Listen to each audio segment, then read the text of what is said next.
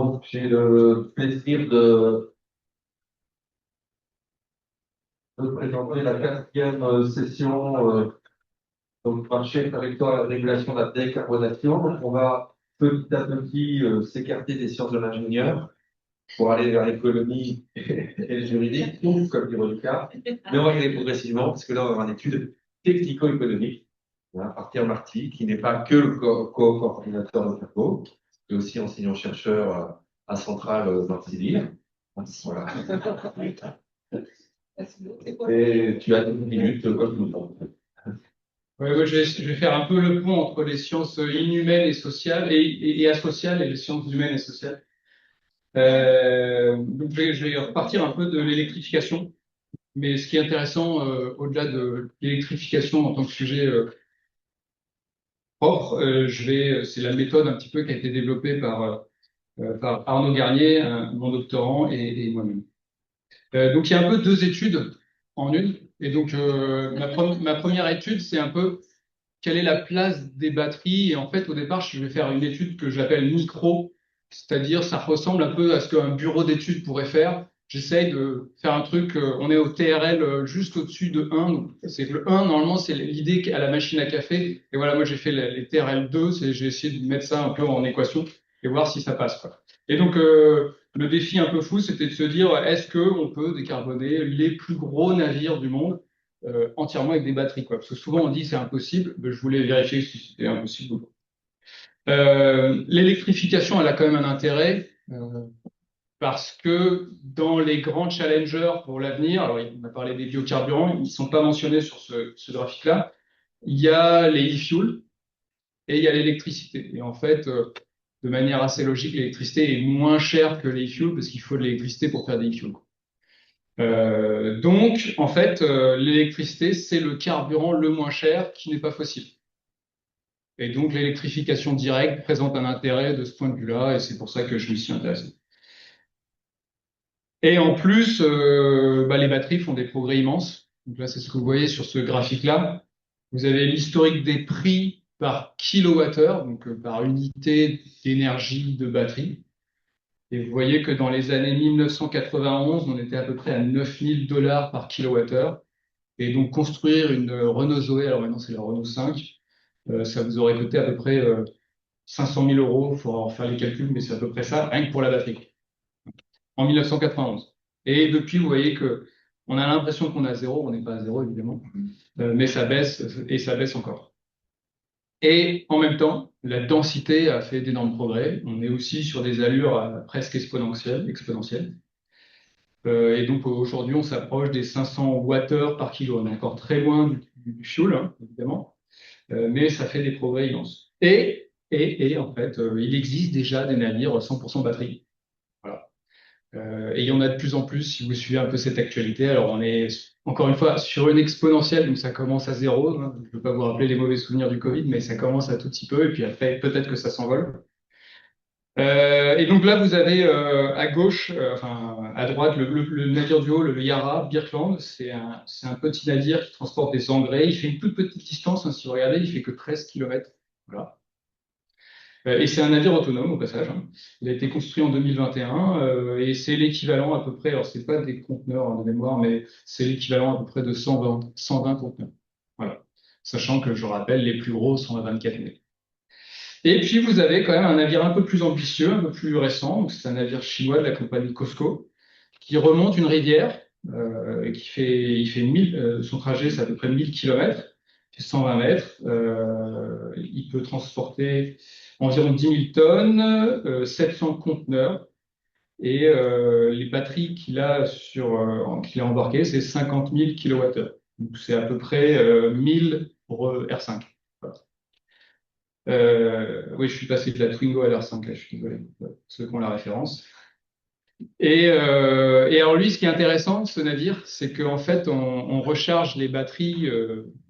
Alors en fait, les batteries sont dans les conteneurs, une partie des conteneurs sont des batteries, et donc on n'a pas besoin de rester, je sais pas, peut-être 3 jours branchés à quai pour que le temps que toutes les batteries se rebranchent. Il suffit de décharger les conteneurs et de remettre des batteries pleines qu'on pu charger pendant le trajet.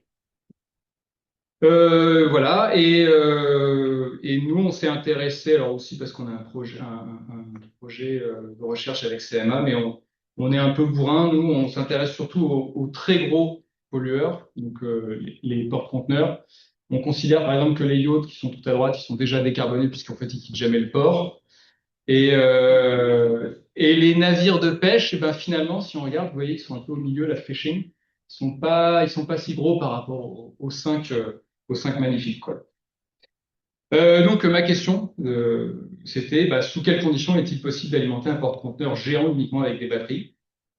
Donc voilà à peu près à quoi ça ressemble un porte-conteneur géant 24 000 EVP.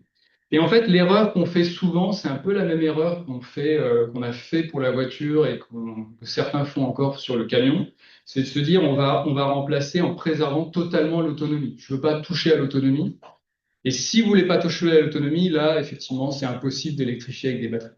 Mais en fait, ce qu'on se rend compte, c'est que l'autonomie, c'est-à-dire la capacité, le nombre de kilomètres que le navire peut faire avec un plein, elle est énorme. C'est aujourd'hui à peu près 58 000 kilomètres pour les plus gros porte-conteneurs. Donc c'est plus que le tour de la Terre. Et en fait, c'est trois fois Busan en Corée jusqu'à Amsterdam, quoi. Voilà. Donc, on peut considérer que c'est un peu surdimensionné et peut-être qu'on pourrait espérer réduire cette autonomie. Alors, je me suis amusé avec des petits visuels là. Vous avez tout à gauche, est-ce que ça marche? Voilà. Tout à gauche, vous avez des réservoirs. Alors, je les ai fait cubiques pour que en 2D, on comprenne bien la dimension. LNG, HFO. Et voilà, ça, c'est le navire actuel. Voilà. Si on passe sur des batteries avec la densité du Costco, et qu'on touche pas à l'autonomie, voilà la taille des batteries qu'il faudrait. Voilà. Mais forcément, on peut jouer sur l'autonomie. Donc, si on passe à 15 600, qui est l'équivalent d'un aller de Busan jusqu'à Amsterdam, vous voyez que la taille de batterie diminue forcément. Bah, c'est une règle de 3. Hein.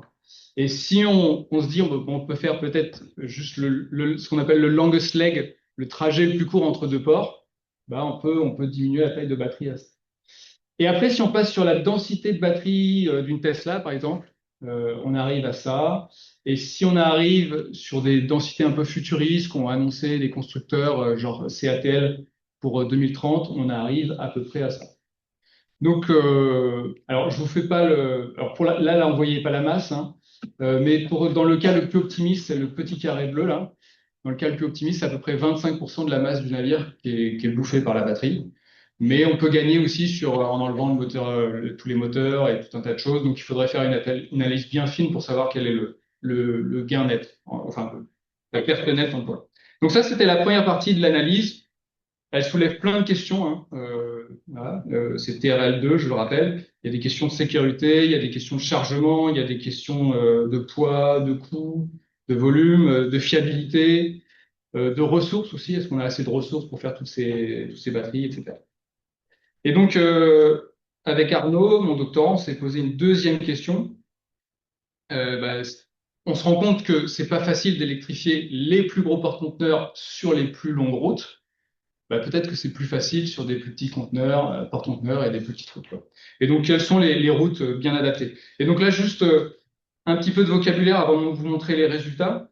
On va parler de autonomy range. Donc ça, c'est l'autonomie complète du navire, d'accord? En considérant que je vide totalement les réservoirs. Après, full rotation, c'est l'aller-retour. Longest trip, bah, grosso modo, c'est l'aller, mais parfois il y a des allées qui sont pas pareils que les retours, mais on va dire que c'est un aller, quoi, tout simplement. Et longest leg, c'est le trajet le plus long entre deux ports. Voilà. Et donc, les résultats. Arnaud, il a regardé 172 lignes régulières de CMA-CGM, hein, c'est des données publiques. Il les a divisées en 13 segments de taille, donc c'est toutes les barres que vous voyez ici, là, les 13 segments. Et en fait, il a comparé donc la distance qu'on peut parcourir avec des batteries, en faisant des analyses un peu moins fines que ce que j'avais proposé, mais ça reste très précis avec des règles de 3 sur la densité, ce genre de choses, des hypothèses assez conservatrices. Et donc, ce qu'on voit, c'est que si on prend le full rotation, la nouvelle autonomie du navire, elle est là. Voilà. C'est les points noirs qu'on voit ici. Ça, c'est l'autonomie complète, et ça, c'est l'autonomie si on fait juste l'aller-retour. Si on fait l'aller simple, c'est ça, et si on fait longest leg, c'est ça. Donc l'idée, c'est de voir qu'il y a quand même beaucoup de navires où c'est assez surdimensionné. Ensuite, il a mis tout ça dans un optimiseur et en fait, il compare, il essaie de réduire la fonction coût avec une énorme taxe carbone. Vous voyez que la taxe carbone, elle varie de 0 à quasiment 2000 euros de la tonne de CO2. Et il met ça dans un optimiseur et il compare e-fuel versus batterie. D'accord? Donc les e-fuel, c'est tous les triangles. D'accord? Et batterie, c'est toutes les étoiles. Et ça, c'est les nombres de constructions de navires. D'accord? Voilà. Number of new built vessels. Et donc, on voit que plus on augmente la taxe carbone, plus il y a une place pour les batteries. Et en fait, si on décide de réduire, donc c'est du comportement là, si les armateurs acceptent de réduire l'autonomie au longest leg, le trajet le plus long entre deux ports, et ben on voit que la part de navires à batterie dans le nombre de constructions selon l'optimiseur. L'optimiseur, il essaie de vraiment, c'est une super intelligence qui serait de, si elle avait le contrôle sur tous les armateurs, elle déciderait, bon, c'est toi tu vas construire ça, toi tu vas construire ça. Et ben là, vous avez ici, vous avez la part de navires à batterie. Une autre visualisation, c'est le nombre de trajets qui sont électrifiables ou pas. D'accord? Si on décide de réduire l'autonomie à seulement full rotation, vous voyez que vous avez à peu près 50% des trajets qui sont électrifiables sur les porte-conteneurs, 50% des trajets qui ne le sont pas. Alors que si on regarde seulement sur longest leg, vous avez une immense majorité des trajets qui sont électrifiables, voilà, avec les hypothèses de Arnaud. Et puis il a décliné ça aussi sur une carte. Alors là, c'est un peu petit, hein, je suis désolé, mais on vous enverra les slides. En fait, tous les trajets noirs, c'est les trajets qu'on peut faire avec une batterie. C'est peut-être un peu contre-intuitif, mais voilà, tous les trajets noirs, c'est ceux qu'on peut électrifier. Et tous les trajets de couleur, c'est ceux qu'on ne peut pas électrifier avec les hypothèses qu'a prises Arnaud. Et donc, ça permet de penser un peu les routes et peut-être d'optimiser la décarbonation de la flotte, se dire, bon, bah, sur ces longs trajets, je vais me mettre sur du nucléaire, sur du e-fuel, du biocarburant, et sur beaucoup d'autres petits trajets, finalement, bah, peut-être que la batterie, c'est pas une solution totalement délirante. Et en fait, ce qu'il montre aussi, bah, c'est que, bon, on le savait, mais il l'a quantifié, hein, si on électrifie directement, eh ben, on économise de l'électricité.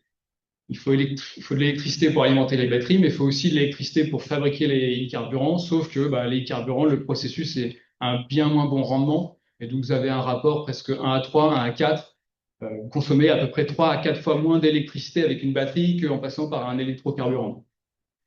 Et donc, bah, si on arrive à convaincre les armateurs de réduire un peu leur autonomie et de s'arrêter régulièrement dans des ports, donc ça nécessite d'inventer toute une logistique, hein, et ben on peut économiser à peu près cette quantité d'énergie ici en Europe.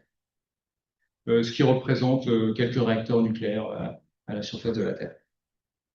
Voilà, donc ce qu'on essaye de développer un peu, et ça va être un peu aussi les suites de la thèse d'Arnaud, c'est cet intermédiaire entre l'approche micro, où vraiment on optimise un navire, et l'approche macro, où souvent on fait des études de décarbonation de la flotte, mais on va dire, je dis au pif, hein, mais on va dire le VLIC, c'est 20% d'économie d'énergie, quoi. Sauf que nous, ce qu'on va essayer de regarder, c'est de détailler bah, vraiment route par route, segment par segment, navire par navire. Et alors pour le VLIC, en plus, il faut peut-être faire saison par saison, ce genre de choses, et d'avoir un chiffre beaucoup plus précis sur le potentiel d'une technologie. Voilà, merci.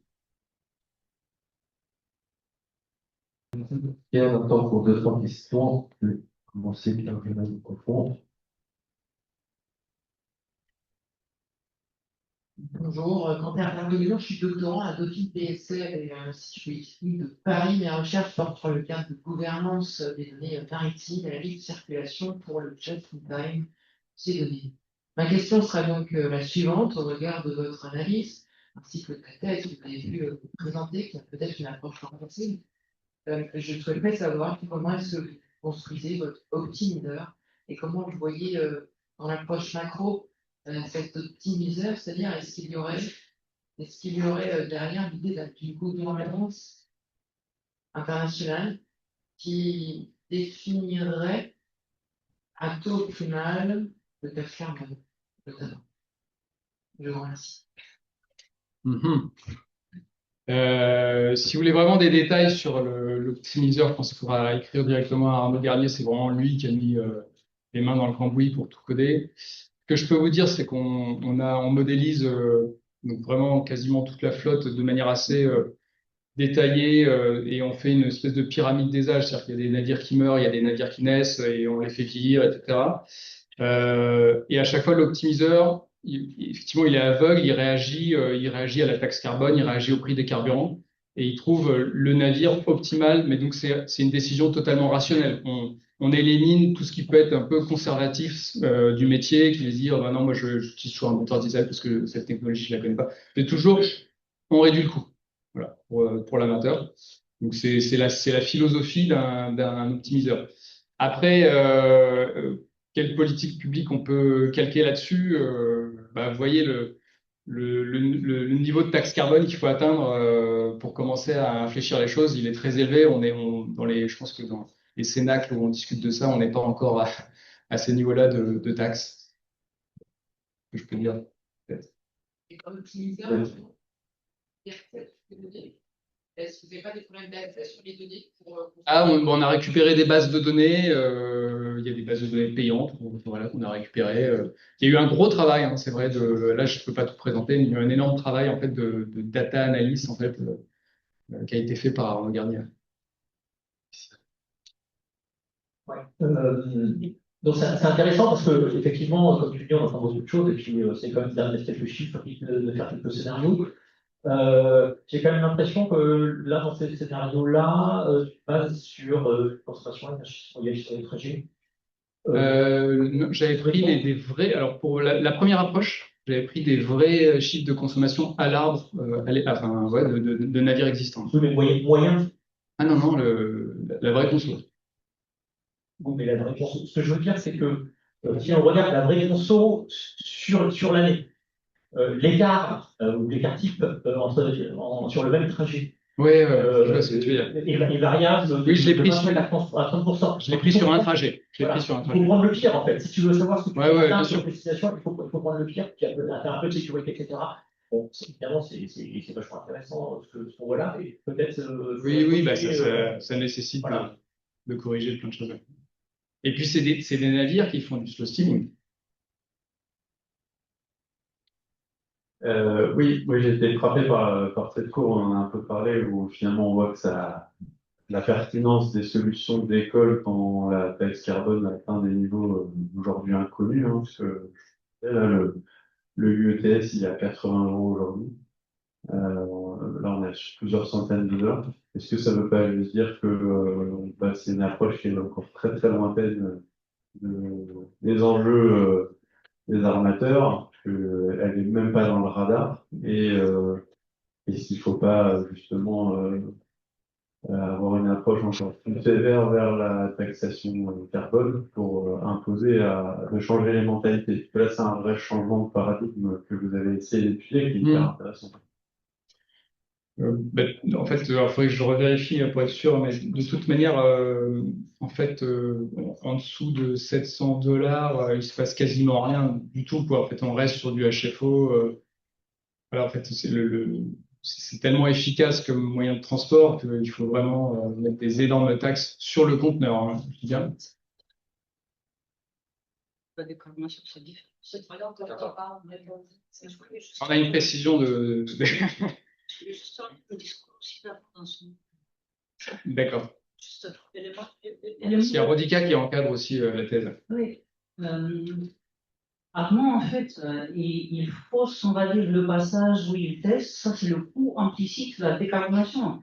On ne va jamais attendre, j'espère, une taxe à 700 €, mais donc, c'est le coût implicite qu'on passe par la norme, donc une approche quantitative, et c'est le cas déjà, l'intensité carbone ou e-fuel.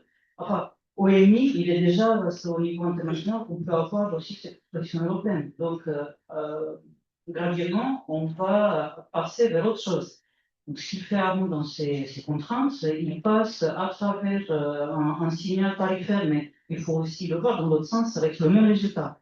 Donc, le prix implicite de la décarbonation, ça va être tonne par tonne, donc 1000 ou 700 ou ce qu'on voit, mais on ne dit pas que la taxe carbone, ça va être ça. De toute façon, ça va être quelque chose de nouveau émis, comme le protocole de Kyoto, une approche quantitative, et puis à chacun de estimer son coût marginal de réduction du taux de CO2, et ça va être avec un patchwork de signaux carbone. Et sur ça, je vais avoir aussi une présentation sur l'approche carbone qui peut se décliner aussi en économie. Ouais, mais bon, on est en train de dériver, donc je vous propose que les gens qui voulaient, les 3-4 personnes là, qui ont levé le doigt, aillent voir Pierre entre deux présentations. On remercie Pierre. Et là, maintenant, on va définitivement quitter le monde des sciences de l'ingénieur pour aller, mesdames, vers l'économie. Donc, Monica et Corinne Pulena de notre université. Merci. Bonjour. Donc, on va aborder avec donc Rodica, qui est ma collègue Olenna. Donc, on est économiste et on s'intéresse pareillement à la question de la décarbonation, mais du point de vue des économistes. Donc, je vais commencer par changer le questionnement, c'est-à-dire montrer un peu quel est l'angle de vue qu'on utilise dans nos recherches. Et là, l'idée, c'est de prendre la vision des compagnies maritimes en disant, bon ben voilà, ces compagnies font face à des contraintes, ils ont potentiellement tout un tas de technologies à disposition et leur objectif à elles, ça va être la rentabilité.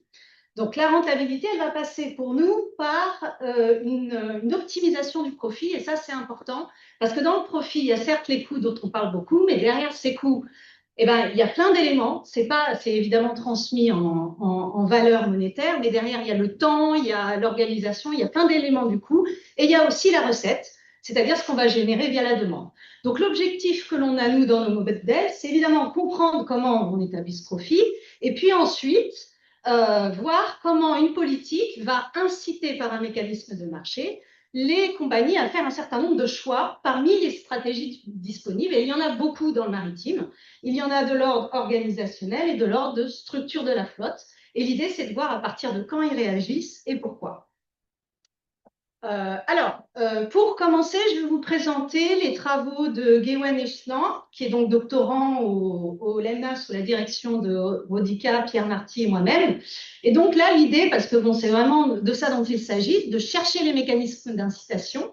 Donc, ce qu'il va faire, il va chercher à minimiser le coût total pour les armateurs sous contrainte d'augmentation du prix carbone. L'idée étant, je vais minimiser les coûts et je vais mettre à disposition différentes mesures, différents scénarios selon les niveaux technologiques pour voir quels seront les choix et à quel moment. Alors, il faut quand même dire que c'est un modèle mathématique, mais qui a été calibré avec des données de transport conteneurisées avec différentes routes et différentes tailles. Alors, je vais vous présenter quelques éléments pour illustrer les résultats, hein, ce n'est pas exhaustif. Donc là, ce que vous avez au départ, c'est déjà quelques stratégies opérationnelles. Là, ce qu'on voit, on voit en bas donc l'augmentation du prix carbone et on voit les réactions sur différentes routes qui apparaissent là en couleur en termes de vitesse, donc la vitesse qui réduit avec l'augmentation du coût. Et en parallèle, eh bien, on va redéployer de la flotte parce que l'enjeu, c'est répondre à la demande. Donc, on a quand même une contrainte de demande. Et donc, ce qu'on voit, c'est qu'à partir du moment où on va pouvoir intégrer des nouvelles technologies, à ce moment-là, on va réduire à nouveau la vitesse et la flotte. Donc, l'idée, c'est de voir comment on réagit et de tester un petit peu les stratégies qu'ils peuvent mettre en place. Autre exemple, là, vous avez un graphique à votre gauche où vous avez le prix carbone en fonction des investissements par taille de navire. Donc, on voit trois courbes et on voit que pour les flottes de taille importante, en fait, l'investissement en technologie aura lieu pour un prix carbone plus faible parce que l'incitation sera plus élevée. Ce que ça montre, c'est qu'il y a une vraie hétérogénéité aussi, évidemment, selon la taille des navires qu'il faut considérer face à un même signal de prix. Le dernier exemple ici, l'idée, c'est cette fois-ci de voir comment la taxe carbone permet de réduire les émissions. en considérant différents scénarios en termes de technologie et en termes d'utilisation de ces technologies, allant du scénario de base, qui est la première courbe en continu, jusqu'au plus, on va dire, plus ambitieux en termes de technologie, même encore non mature.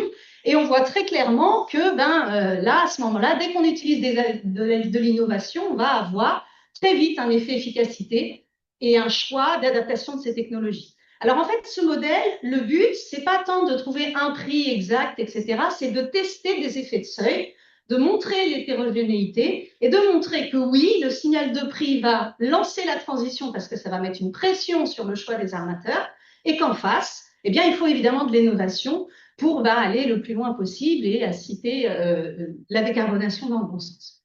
Je vais terminer avant de donner la parole à Rodica pour la suite des projets par le travail que Gaywen et nous-mêmes sommes en train de faire actuellement, qui s'intéressait cette fois-ci pas de l'offre, mais côté demande. L'idée est, ces politiques publiques vont influencer le coût et on veut savoir quel sera l'impact de ce coût sur la demande de services de transport et donc sur les flux de commerce internationaux.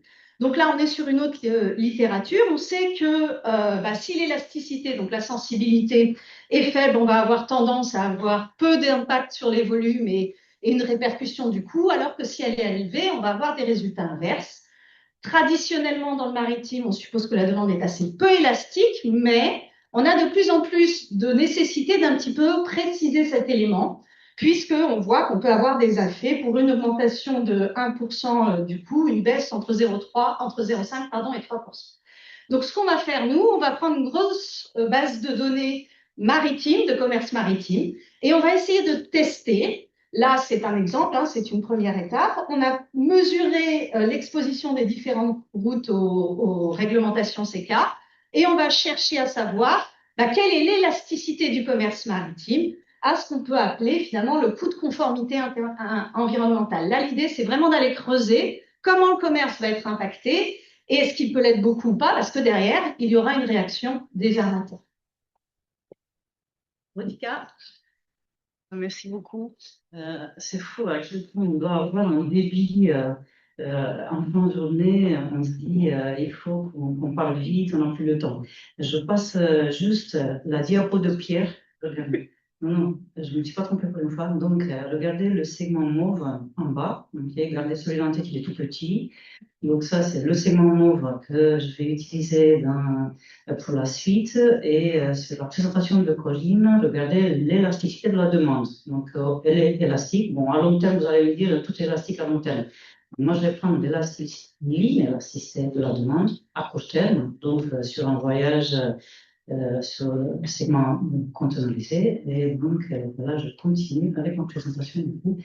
Je vais faire un inventaire des projets qu'on développe pour les mains et j'ai pris 3 angles. Donc, doctorat, formation, master 1, master 2 et puis des projets de recherche pluridisciplinaires. Donc, je vais continuer le projet de Pierre qu'il avait présenté sur l'estimation du nombre de navires qu'on doit décarboner sur les longues distances. Donc, les hard to date, le segment mauve, ça signifiait un millier de navires. Donc, on ne peut pas mettre de batterie, question d'autonomie, des zones d'autonomie sur les longues distances, question de gros gabarit, et il y a 2 choix. Les IFIE, les carburants en gros, et les SMR. Donc, le nucléaire, à peu près quelle taille, parce que ça porte sur le dimensionnement, 30-40 MW. Donc, c'est quelque chose qu'on sait faire dans le militaire, comment on peut le transposer dans le segment de commerce, peut-être pas avec la même flexibilité. D'où la question de recherche, en question de fonction de la flexibilité, la capacité de manœuvrabilité du navire. Est-ce qu'on a besoin de batteries et ça, c'est simple, on sait faire en fonction des taux de ramping, d'ajustement de la puissance et du seuil, pas passer en dessous de sécurité de la puissance nominale du réacteur. Donc, ça, c'est la première partie de dimensionnement, mais c'est même pas ça ma partie, parce que c'est du techno. Et même pas le fait qu'on a un payback, donc ça, c'est de la gestion, ce qu'on appelle le science de gestion, la finance, la comptabilité. Donc, sur les avantages de l'ordinateur, on voit très bien. Il va plus vite, le nombre de rotations qui augmente, plus de fréquences, donc plus de chiffre d'affaires. Là, la partie économique intervient, comment l'armateur peut négocier avec le port, parce que c'est bien en rouge, quelle est l'acceptabilité, là, c'est ça qui coince, pour que le port accepte ça, quelle est la marge de négociation entre les deux. Donc, c'est la pratique courante, les coalitions verticales entre les armateurs et le système portuaire pour avoir une meilleure place au port, les temps d'escale. Donc, voilà, il y a un espace de négociation. Cette rente maritime que l'armateur nucléaire, on peut l'appeler comme ça, il peut s'attirer avec plus de rotation, plus de chiffre d'affaires et de la part du port, donc accepter le navire avec plus de flux, donc les trafics de marchandises et aussi de l'énergie décarbonée déversée dans le réseau du port.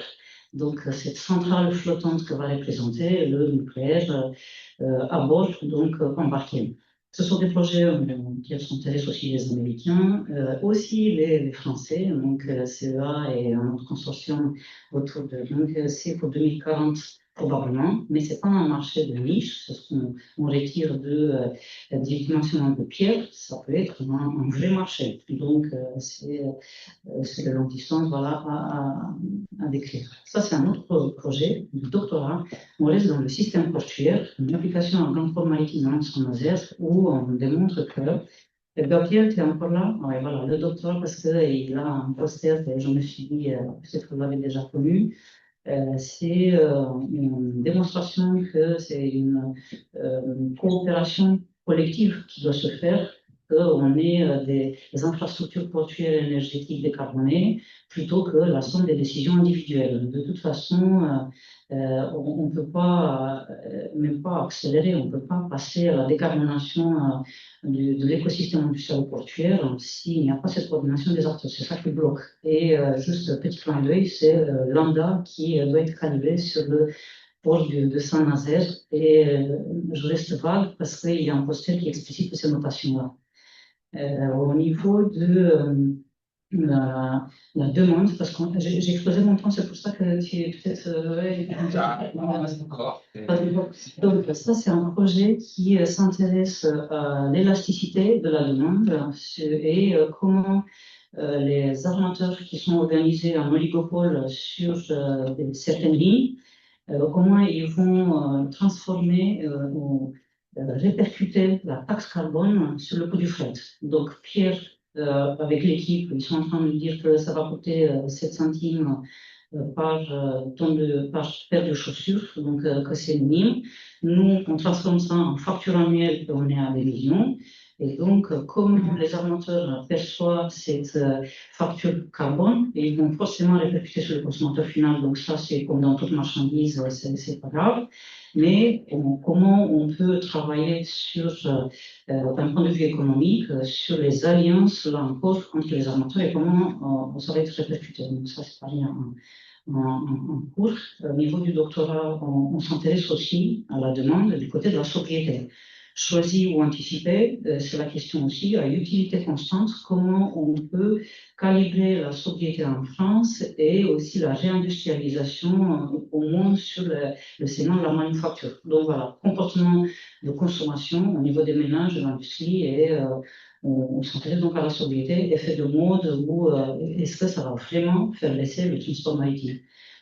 Au niveau de master, j'ai pioché un exemple, un étudiant en échange Erasmus qui a fait un outil en ligne. Donc, si vous voulez y accéder, c'est facile d'utilisation. Comment le flux maritime à Valence, il est répercuté à Tanger-Med sur l'influence de la taxe carbone et il prend plusieurs scénarios. Donc, c'est un point de basculement qui est assez élevé. 145 € la tonne carbone, comme vous avez dit tout à l'heure, c'est actuellement plutôt 75, donc on est loin, mais il faut prendre en compte les figures pour l'acheminement et le type de port, si c'est gateway, si c'est export en port ou de transbordement. Au niveau master, on a des projets tutorés et je fais appel aux industriels si jamais ils ont besoin de main-d'œuvre gratuite. Donc, c'est Littoral Énergie Partagée qui a porté ce projet et il s'agit du concept B2G, Boat to Grid, sur le segment de plaisance. Donc, qu'est-ce qu'est le modèle d'affaires la tarification et les services systèmes qu'un bateau de plaisance électrique pourrait fournir au réseau. Et j'ai fini avec ce stage qui est financé par l'IML.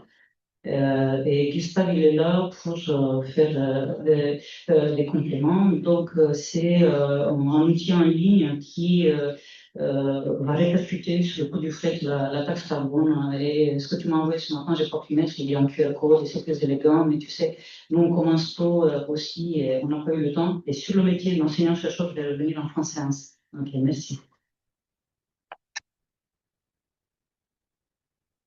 Merci pour vos présentations respectives. Je rebondis là sur le segment Art to Abate de la du travail de Pierre et sur du travail d'Arnaud, pardon, et sur le fait d'envisager nucléariser ces segments-là. Est-ce que dans vos scénarios et dans vos modèles économiques, vous envisagez le cas que les lignes disparaissent? En fait, aujourd'hui, si le prix du baril il explose et que le canal de Suez n'est pas à jour de ses tarifs, les navires ils font le tour. Donc, en soi, on pourrait envisager que ces lignes elles disparaissent et qu'elles soient absorbées par d'autres lignes. Mais c'est peut-être très bête, hein, parce que d'un point de vue économique. Non, non, c'est pris en compte dans le sens où tant mieux si on passe plus par le canal de Suez, parce que là, on est à 22 nœuds. Donc, si on peut aussi éviter les poches, parce que ce qu'on voit, la ligne bleue, c'est que ça va en continu. Peut-être que tu as en tête que c'est plus le même port de départ et on peut contester les points de départ. C'est juste, là, il y a un changement de route, tu as raison. Et là, on fait aussi en fonction des ports éligibles. Dunkerque, parce qu'on a pris ici en fonction aussi de la perception face au nucléaire, peut augmenter aussi son attractivité à faire ça. Donc, on est en train de changer aussi le paysage des ports, des lignes, pas tant que ça. Sur la manufacture, ça va être quand même une ligne Asie-Europe et Est-Ouest. On reste sur ces tableaux cheminement. Et on est sur les contraintes, sur les trajectoires de demande de OMI, PNUSED. Donc, on reste assez classique dans ces trajectoires, mais on fait des tests. Là, on est sur une semi, on prend un navire et on est quand même sur du gigantisme. Les travaux de Arnaud ils montrent qu'on va vers ce paysage des gros bateaux et ainsi des feeders. Des très gros, des petits, et ils montrent que les moyens vont peut-être disparaître. Il y a une mutation, certes, mais apparemment, ce segment mauve, même à long terme, c'est issu des tests qu'il fait à 2050 ou 2070, je ne me rappelle plus l'âge qu'il prenait, mais ce sont des transformations qui sont derrière. Deuxième question aussi. Bonjour, c'est pour rebondir un peu dans la question. Sur la chaîne d'approvisionnement des carburants, on connaît plein d'informations sur les carburants fossiles. Mais sur les carburants nucléaires, moi, personnellement, je connais pas grand-chose sur le marché civil. Est-ce que on peut envisager que je sais pas comment d'où il vient par exemple le carburant nucléaire. Est-ce qu'il y a suffisamment de carburant nucléaire, des nucléaires fuel pour tous les bateaux qui ont un tissage construit? Est-ce que les prix, comment ça, est-ce que c'est stable, c'est pas stable? Les pays qui sont. C'est simple. C'est simple. Ouais, Le SMR, il vient plein et il reste autonome pendant 10 ans. C'est le principe. Mais si vous ne savez pas, c'est normal parce que les industriels même ne savent pas trop quel va être le design. Mais il doit être conçu pour durer pendant 10 ans et ensuite on l'enlève. Donc vous voyez bien, il est inférieur à la technique du navire. On l'enlève, on en met un autre. Donc au bout de 10 ans, il faut qu'il soit changé avec le combustible. Il n'y a pas de refueling du réacteur. Donc ça, c'est important ce que vous dites, parce que est-ce qu'on va faire l'approvisionnement pour? Et ça diminue le temps d'escale, parce que si on va faire la comparaison avec le e-fuel versus, si l'armateur il a deux choix entre seulement le nucléaire et le e-fuel, il y a aussi ça qui est pris en compte, le fait qu'il n'y a pas de fluctuation, comme vous dites, volatilité du prix du carburant, et puis l'infrastructure portuaire qui n'est pas en place pour approvisionner à grande échelle, et du coup, ça aussi, ça rentre dans la comparaison. Merci beaucoup. Je crois qu'il est temps qu'on passe à la dernière représentation. Donc, on part un juriste, Véronique Passon, du CDMO de notre université. Bien, bonjour à tout le monde. Il m'appartient en tant que juriste de discuter aujourd'hui des leviers de décarbonation portuaire dans la continuité effectivement de ce qui a été abordé tout à l'heure par Rodika et par Corinne. Et je dois d'ailleurs me reposer la question au moment où j'entends mon propos, de savoir ce que je fais là après une journée qu'on a eu à faire à les sciences de l'ingénieur, les sciences économiques, et puis m'appartient donc de briser définitivement l'ambiance avec le droit, puisque c'est un peu le propre des juristes. Et que pendant le déjeuner aussi, Rodika et Corinne m'ont reposé la question de la place du droit finalement dans ce processus de décarbonation du secteur maritime, ce qui a priori n'est pas le but d'un déjeuner, mais ça m'a renforcé du coup dans l'idée de ce que je dois présenter aujourd'hui. Au fond, la question qui se pose et que je me suis posée, c'est celle de savoir quelle est la place du juriste effectivement dans tout ce processus, dans toutes ces exigences de décarbonation du secteur maritime et plus précisément, là, cette fois, je vais vous ramener sur la terre puisque ce matin on est dans les eaux. Et donc, on va parler du port.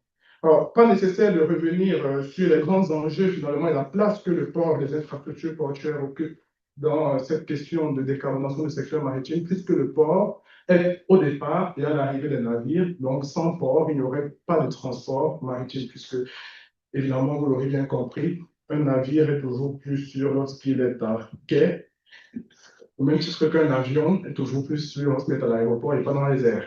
Donc, le port, finalement, présente un grand enjeu puisque le transport maritime, on le sait déjà, c'est l'âme du commerce mondial, 80% du commerce mondial, 3% des émissions de gaz à effet de serre de la planète, donc autant que l'aérien, même si de manière relative, on sait que le transport maritime transporte plus de flux que le transport aérien, mais le port devient donc ici, ipso facto, un vecteur, un levier de décarbonation du secteur maritime tout entier.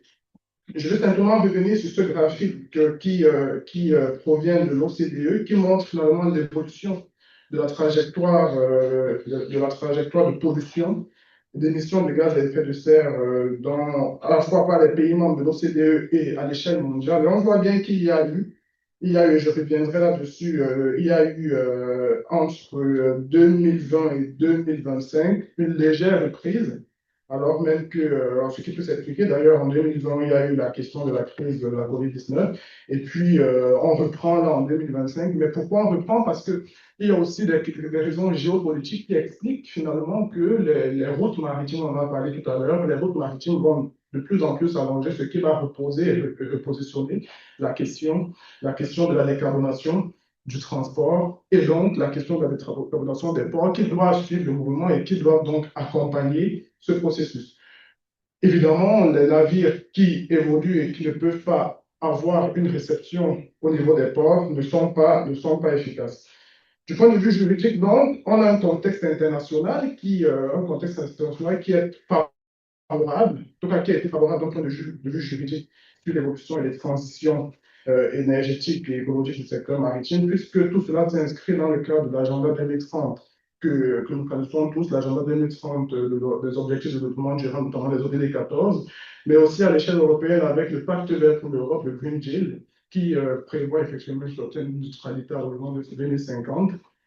Et que finalement, à travers tout ça, le droit a commencé par encourager l'idée du développement de labels, des labels portuaires avec, en fin des années 90, le développement du label EcoPort par l'EcoPort Foundation, qui finalement permet finalement de récompenser et de reconnaître une certaine dynamique de transition écologique du secteur maritime. Ce label qui est également complété désormais par le Green Marine Europe, qui provient du label Green Marine dans l'Amérique du Nord et qui a été intégré en Europe avec le Green Marine Europe, et précisément en matière portuaire uniquement depuis mars 2025, puisque c'est depuis mars 2025 que les ports aussi peuvent recevoir ce label de Green Marine Europe.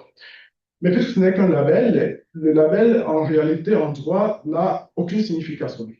Le label n'est pas un acte juridique, n'est pas non plus un fait juridique, ce qui signifie qu'on ne peut pas se prévaloir d'un label pour en tirer des conséquences juridiques. Au fond, donc, le label n'est qu'une reconnaissance qui peut avoir toutefois des effets juridique, puisque je reviendrai là-dessus, l'obtention du label peut permettre d'obtenir un certain nombre de subventions publiques sur le renforcement et l'intensification des efforts dans le secteur de la décarbonation.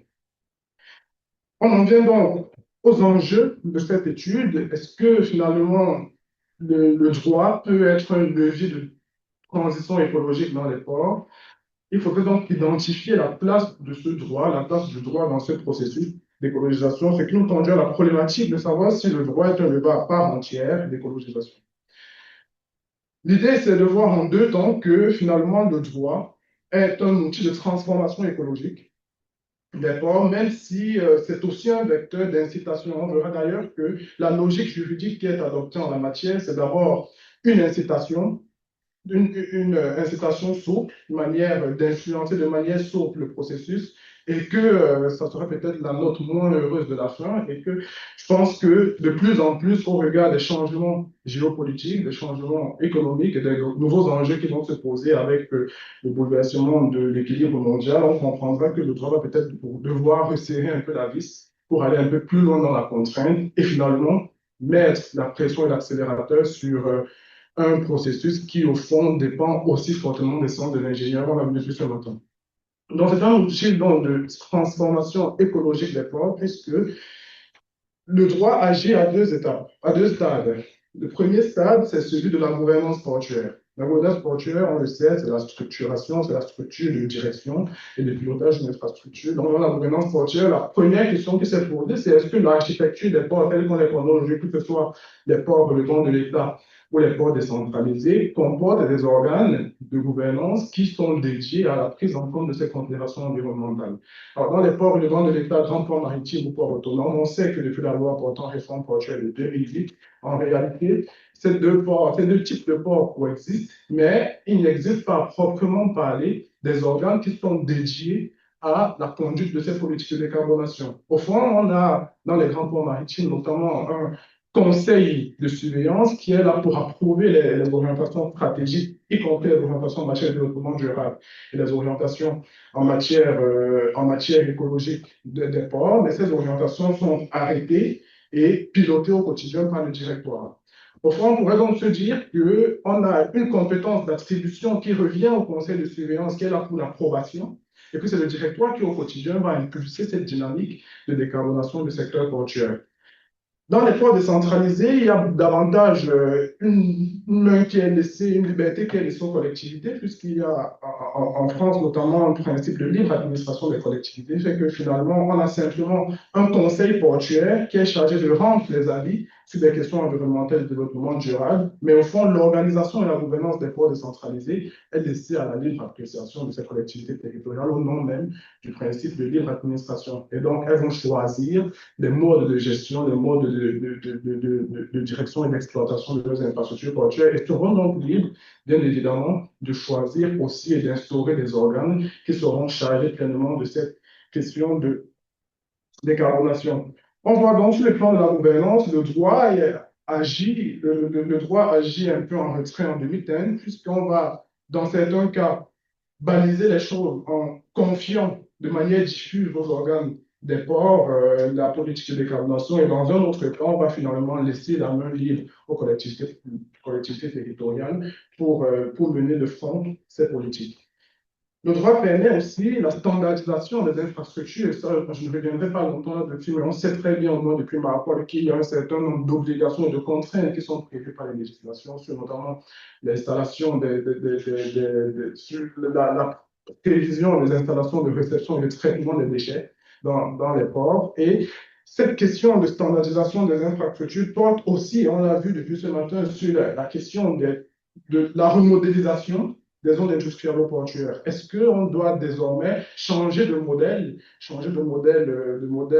dans les activités portuaires? On sait que la stratégie nationale portuaire de 2021 prévoit notamment d'abandonner les énergies de propulsion fossiles pour des propulsions renouvelables. Et donc, on développe désormais dans les ports aussi, à côté de la question de l'électrification des quais, de changement de modèle énergétique, il faut aussi développer en lien avec la question des ports innovants, la problématique de la décarbonation du secteur portuaire. Au fond, le droit ici, c'est davantage un outil programmatique où le droit va donc se contenter de fixer un objectif en moyen long terme en disant aux infrastructures portuaires, vous devez atteindre la neutralité à tel horizon.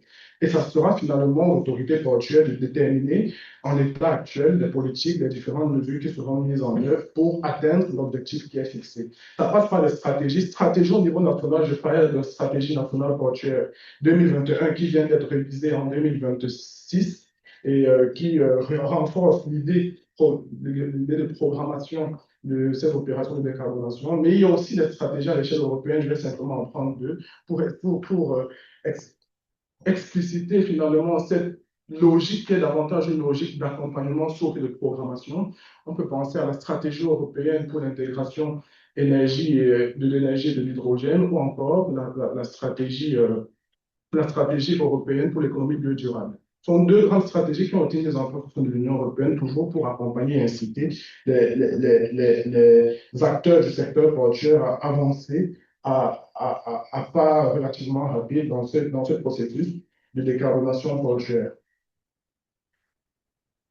C'est donc une stratégie qui est programmatique, certes, mais qui commence à produire des résultats, puisqu'on voit que de nombreux ports, notamment en France, ont déjà mis en place ce dispositif d'électrification, enfin, de connexion électrique à quai. On a un achèvement qui est prévu au port de Ouistreham d'ici décembre 2026, achèvement au décembre 2026, et pour les ferries, en décembre 2027, sur lesquels le Cherbourg refond, il y a bien une distinction, une difficulté qui est mise en place, puisqu'il y a eu une avancée relativement rapide pour les ferries, mais pour les navires de croisière, les paquebots de croisière, ce n'est que récemment à Marseille qu'on a vu le premier paquebot de croisière qui a pu être complètement alimenté électriquement à quai depuis l'inauguration qui a eu lieu en avril 2026, donc il y a quelques semaines à Marseille-Fos. Donc, l'idée ici, c'est de dire que le droit, c'est bien évidemment, à ce stade aujourd'hui en tout cas, un vecteur qui va, dans certains cas, contraindre, mais aussi dans de nombreux cas, va simplement accompagner, poser des objectifs, fixer des stratégies. Mais c'est aussi un instrument qui va inciter, qui va encourager avec des dispositifs fiscaux, avec des dispositifs d'aide au développement, puisqu'on voit par exemple que dans les nouveaux partenariats qui ont été conclus, notamment en matière d'aide au développement, dans le cadre des accords Afrique-Caraïbes-Pacifique, accord de Samoa conclu en novembre 2023, ratifié en novembre 2023, on voit bien qu'il y a un accent qui est mis sur les ports verts, l'idée que finalement il y aura davantage d'aide au développement si les pays africains mettent l'accent sur le développement des ports verts, ce qui renforce encore l'idée que c'est une dynamique en marche, que les infrastructures portuaires, leur modèle économique ne sera viable que si elles engagent aussi ce processus de décarbonation, parce que l'attractivité des ports aussi dépendra de cette question de décarbonation au regard notamment de nouveaux enjeux économiques et de l'inclusion désormais dans le système d'échange de quotas européens de cette question-là de pollution maritime. Les armateurs auront donc tout intérêt à réduire en escale leurs émissions, et cette réduction pendant les escales dans les ports passe donc par la mise à disposition par les infrastructures portuaires des instruments et des dispositifs décarbonés. Pour finir, je pense qu'aujourd'hui, je l'ai dit, le droit est davantage un droit qui accompagne au regard des nouveaux bouleversements géopolitiques. On sait très bien qu'aujourd'hui, la route Asie-Europe qui passait classiquement par le golfe d'Aden, la mer Rouge et le canal de Suez, sera de moins en moins praticable. Je recevais encore une dépêche tout à l'heure sur la situation au Yémen qui se dégrade fortement et finalement, on pensera que le cap de Bonne-Espérance sera une voie de contournement, et donc, qui dit voie de contournement dit rallongement des trajets, et dit donc que les ingénieurs devront se hâter d'accélérer le processus, sinon ça sera le droit, et ce n'est jamais bon quand le droit s'y mêle de manière plus contraignante. Merci beaucoup. On a le temps pour 2-3 questions. Quelqu'un qui voulait poser une question? rectifier parce que la question c'était quoi, qu'est-ce que tu fais là? Et on voit très bien que tout dépend de vous, de la loi. Et quand tu me dis que le droit finalement, bah, il est mou sur tout ce qu'on essaye d'objectiver et qu'il n'est pas obligatoire, ça nous décourage.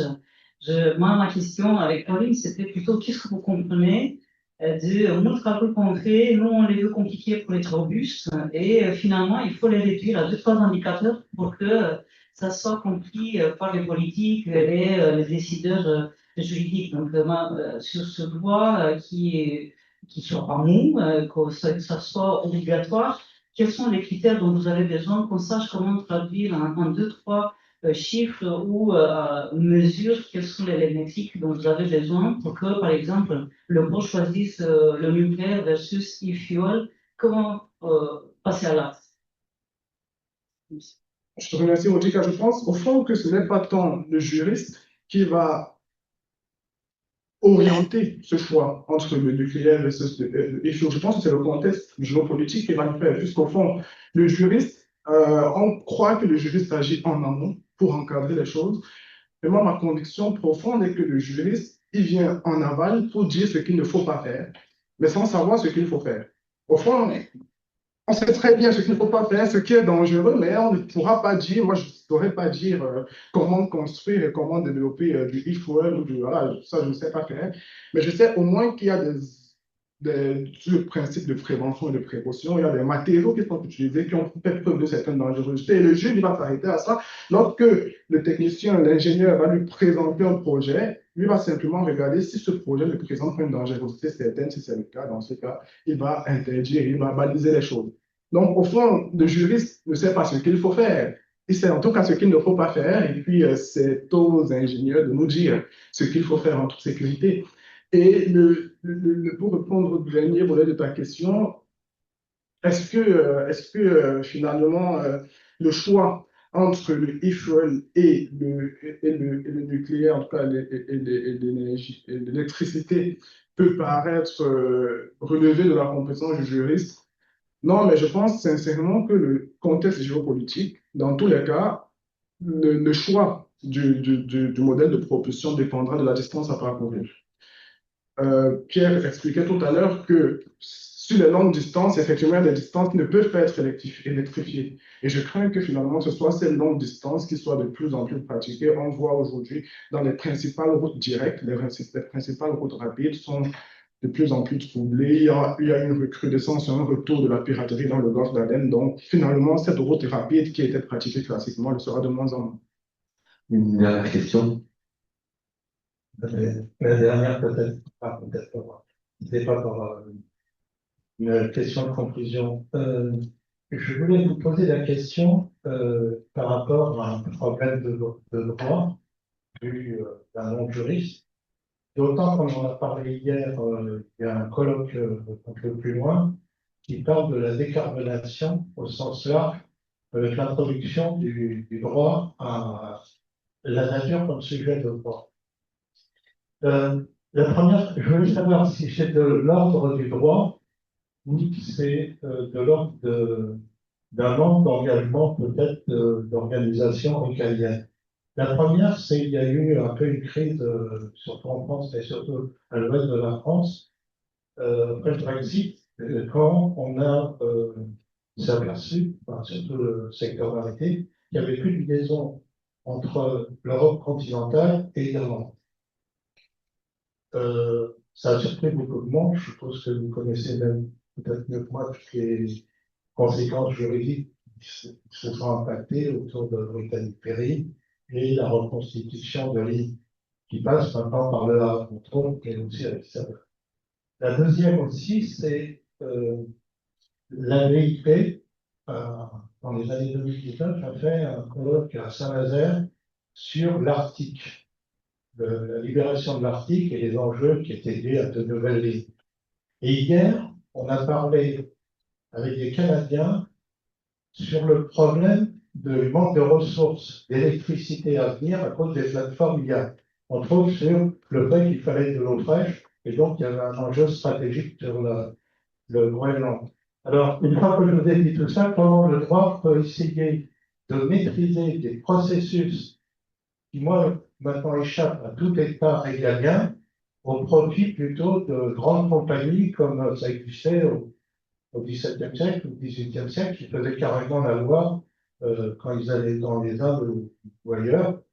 Par rapport à ce fait qu'on demande de l'électricité, qui a l'air d'être l'objectif principal, sauf qu'on nous annonce déjà maintenant, même avec du nucléaire, il va y avoir de gros problèmes pour pouvoir mettre en place le flux de distribution à 2030 ou à 2050. Alors, je pense qu'il faudrait, sur cette question-là, bien distinguer, parce que ça relève, à mon sens, davantage de questions politiques.